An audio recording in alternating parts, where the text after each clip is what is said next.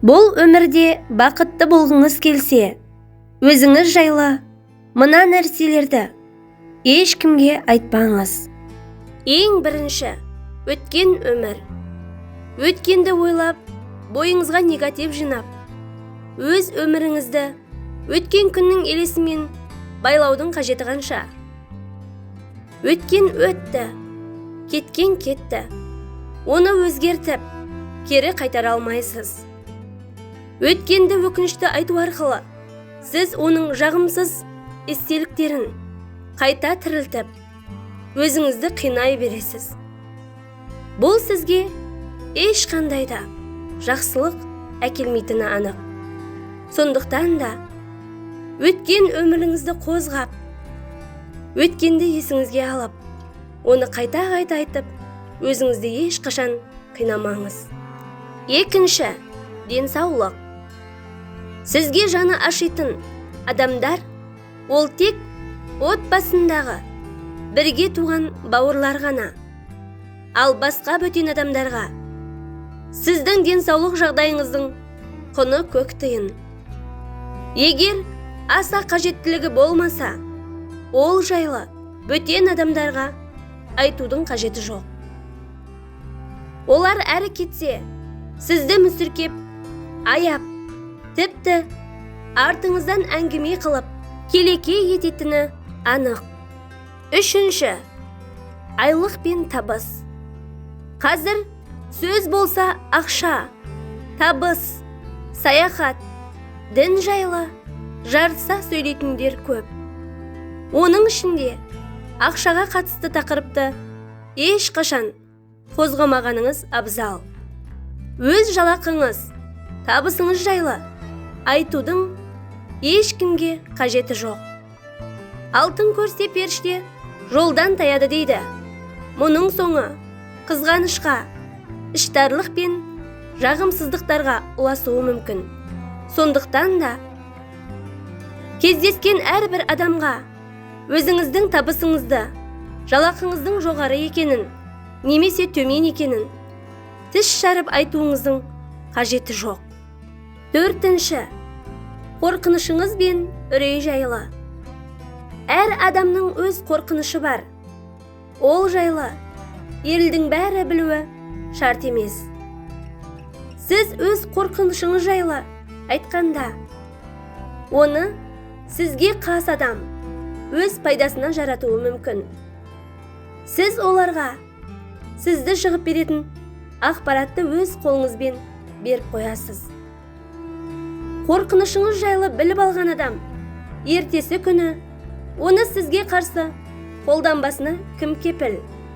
Сондықтан да әр адамның ешкімге айтпайтын бір құпиясы болары анық. Ол құпияны өз ішіңізде сақтаңыз.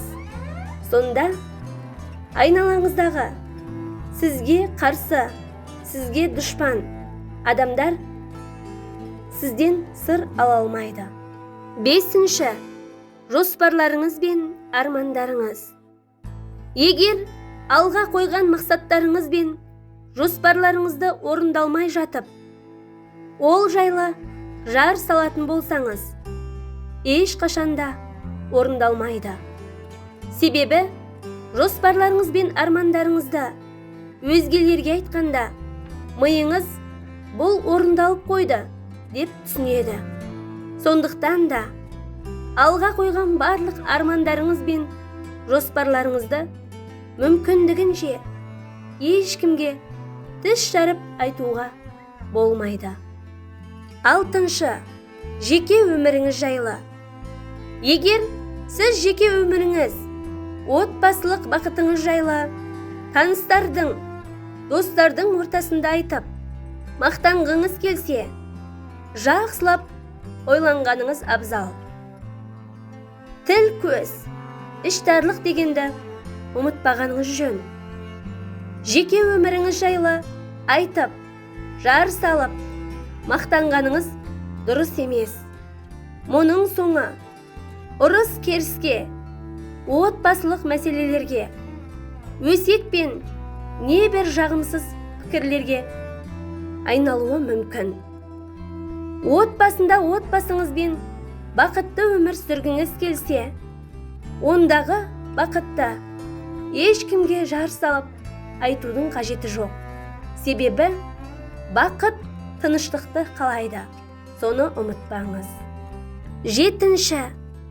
Біліміңіз бен біліктілігіңіз. Әр қашанда өзіңізді жаңа біліммен сусындатып отырыңыз. Ішкі және сыртқы гармонияны сақтауға тырысыңыз. Жаңа білім сізге жаңа табыстар мен жаңа бақыт сыйлары анық.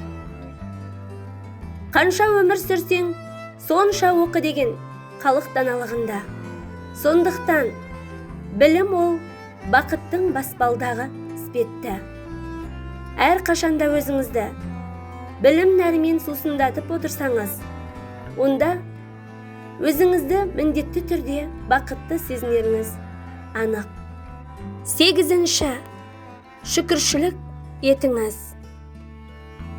Өмірде құстың сайрағанын, судың сылдырын, мына әлемнің шексіз сұлулығын жаныңызбен, тәніңізбен сезініп, өзіңізді Алланың көркем жаратылысы екеніңізді мойындаңыз.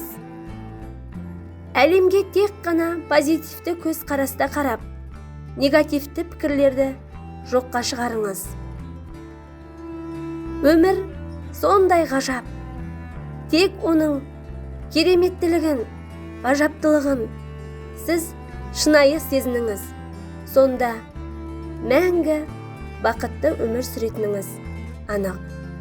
Бақыт әр адамның өз жүрегінде. Бақыт әр адамның басында. Бақытты болу әр адамның өз қолында. Жүрегіңіздегі тыныштықты жоғалтпай, бақытқа бастар қадамдарға өз аяғыңызбен жетіңіз деп тілейміз. Құрметті оқырман, каналыма тіркелмеген болсаңыз тіркеліп, видео астына өз пікіріңізді қалдыра кетіңіз. Ұнаса достарыңызбен бөлісіп қоюды да ұмытпаңыз. Алдағы уақытта сіздермен нақыл сөздер, пайдалы ақпараттермен көптеп бөлісетін боламын. Менімен бірге болғандарыңыз үшін алғысым шексіз.